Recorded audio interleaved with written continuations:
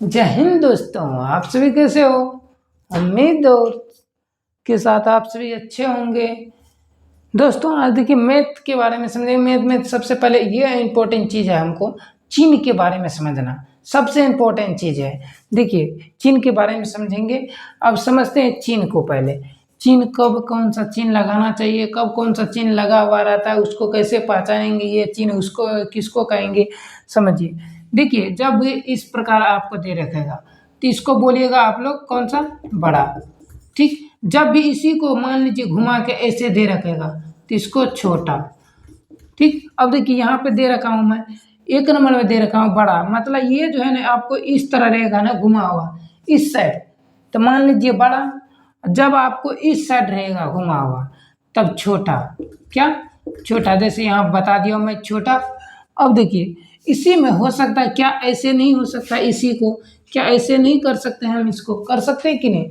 अब देखिए इसको हम क्या कहेंगे, इसको कहेंगे और, समझिए, इसको कहेंगे और, इसको कहेंगे या। ठीक, तो अब देखिए या और कैसे होता है ये भी समझ गए। अब देखिए या जो है ना आपको ऊपर के भीड़ की तरह होता है, और ये जो है ना आपको भी जो है ना उल्टा हो जाता है, मतलब भी का उल्टा और हो जाएगा, इतना समझिए। या का उल्टा और का उल्टा, और का उल्टा भी। ठीक, अब समझिए, ये समझ गए दो चार चार नंबर तक। अब पांचवा नंबर समझते। देखिए पांचवा नंबर हमको दे रखा है इस प्रकार, एक दे रखा है इस प्रकार, दोनों अलग अलग है, ये समझिए। ये जो आपको दिखाई दे रहा है ना, ये बड़ा और बराबर का चिन्ह दिखाई दे रहा है। अब समझिए कैसे। अच्छा, हम शुरू में क्या बताए थे, ये इधर से जब रहेगा इधर घुमा हुआ इस प्रकार, तो आप इसको क्या कहिएगा, बड़ा बताए थे कि नहीं यहाँ पर। तो बड़ा बताए थे, तो मान लीजिए ये इधर घुमाए तो ये बड़ा हो जाएगा। अब बात कितनी इसकी आती है, ये जो बीच में जो लकीर दे रखी है एक साइड से नीचे से, तो उसको हम क्या कहेंगे, समझिए। इसको जो हम जो है ना कह सकते हैं कि ये जो है ना बराबर का एक चिन्ह दिखाई देता है। जैसे ये देखिए, जैसे ये इस प्रकार हम दे सकते हैं कि नहीं, इसको कोई दिक्कत नहीं। तो इस प्रकार जो देते हैं तो इसी के ऊपर एक चिन्ह दे दिया, उसके बाद ये बड़ा का चिन्ह दे देते, इसका मतलब है बड़ा और बराबर और बड़ा होता है। अब इसी के विपरीत भी देखिए, विपरीत भी इस तरह दे रखा है। देखिए विपरीत इस प्रकार दे रखा है। फिर से देखिए, ये जो है ना हमको छोटा का सिंबल दिखाता है, ये देखिए हमको बराबर का दिखाते हैं, इसका मतलब छोटा और बराबर हो जाएगा, छोटा और बराबर। यहाँ पर हम लिख दिया हूँ।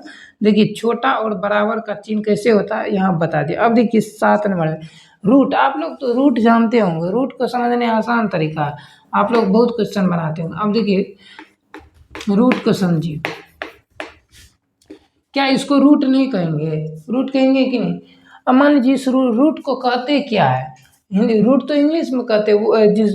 अब देखिए वर्ग होता है, वर्गमूल होता है। देखिए ये जो रूट है इसको वर्गमूल कहते हैं। ठीक, मतलब किसी भी मतलब चीज़ को हम वर्गमूल निकालते हैं। अब देखिए तीसरी मतलब घन, मतलब ये जो 3 जो है ना आपको, देखिए एक बात देखें, रूट में जो है ना आप 2 छिपा हुआ रहता है। क्यों, क्योंकि रूट हटता है तो रूट की पावर 1/2 हो जाती है, होती कि नहीं। अब मान लीजिए यहाँ पे आपको दे रखा होगा कि रूट अंडर, जब यहाँ पे 2 था तो यहाँ पे 3 देगा, तो इसको क्या कहेंगे, इसको घनमूल कहेंगे, क्योंकि 3 है तो मतलब घनमूल।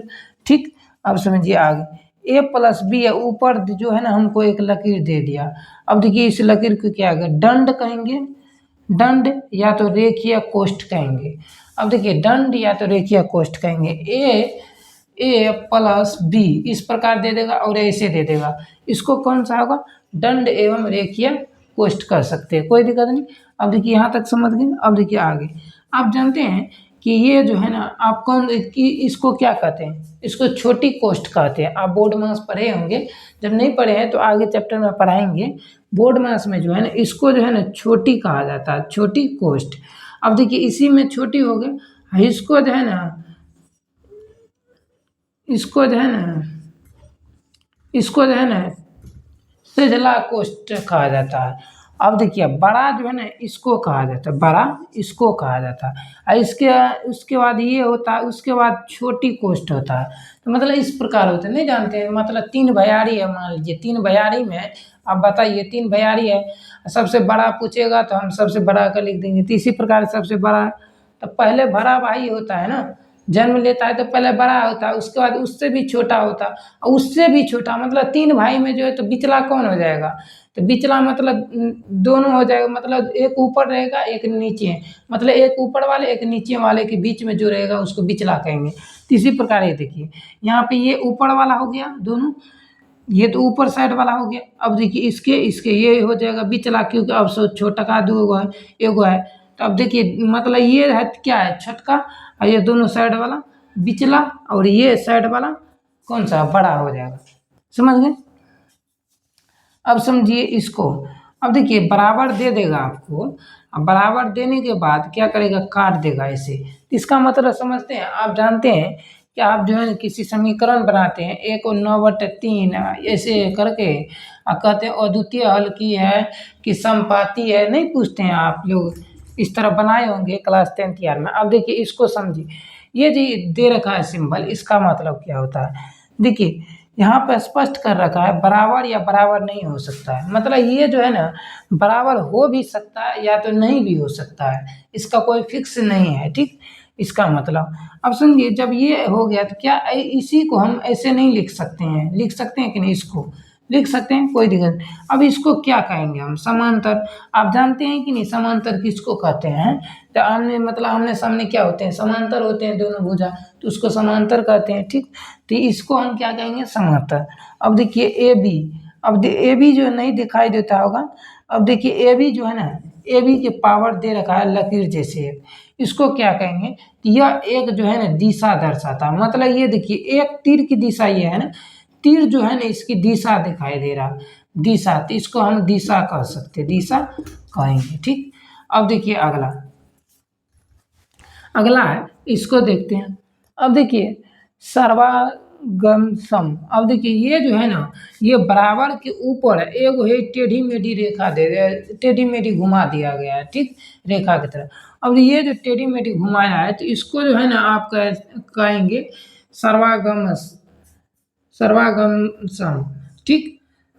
अब देखिए इसको क्या कहेंगे, इसको समरूप कहेंगे, जब ये हमको दोनों नहीं है और सिंगल ये बचा हुआ है, तो इसको हम क्या कहेंगे, समरूप, ठीक।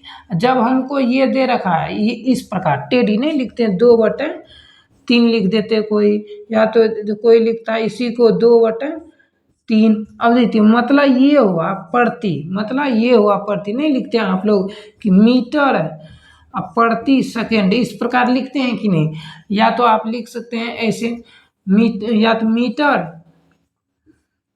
प्रति सेकेंड स्क्वायर, ऐसे भी लिखते हैं, जैसे त्वरण का ऐसा ही मात्रक हो गया, जैसे वेग का हो गया। तो मतलब ये जो प्रति, इसको हम क्या पढ़ते हैं, प्रति, यही प्रति जाके ऊपर क्या हो जाते हैं, इसी को हम लिख सकते हैं दूसरा फॉर्म में, हम क्या लिख सकते हैं, इस पर है इनवर्स देके, मतलब मीटर पर मतलब पर सेकेंड इनवर्स 2। अब देखिए तीसरा नंबर समझते हैं, ये जो है ना आपका चाप की लंबाई हो जाता है, समझिए, ये जो है ना एल जो है ना चाप की लंबाई हो जाता है एल। अब देखिए ये जो ई टाइप का घुमा रखा है, ई टाइप का, इसको किसको है, इसको क्या कहेंगे, इसको हम अवयव कहेंगे, क्या कहेंगे, अवयव। अब जब इसी ई को क्या किया, काट दिया, तो अवयव नहीं हुआ, जब काट दिया तो नहीं होगा। अब मान लीजिए कोई जिंदा है, तो जिंदा ही नहीं कहेंगे उस मनुष्य को, जब उसको काट दिया जाए तो मृत्यु हो जाएगा, तो उसका कोई रहा जगह नहीं रह पाएगा। तो इसी प्रकार आपको जब भी प्रश्न दिया जाए कि मान लीजिए ये ई जब भी बीच में रहेगा, आपको दो दो चीज़ की, जैसे ई हो जाएगा इस प्रकार दे देगा, बी इस प्रकार प्रश्न दे देगा, तो जैसे ई हो गया, जब यहीं पर इस प्रकार काट दिया, तो इसका मतलब ए और बी क्या है, इक्वल नहीं है, क्या है, इक्वल नहीं है। तो इसी प्रकार यहाँ भी अवयव नहीं है, समझिए।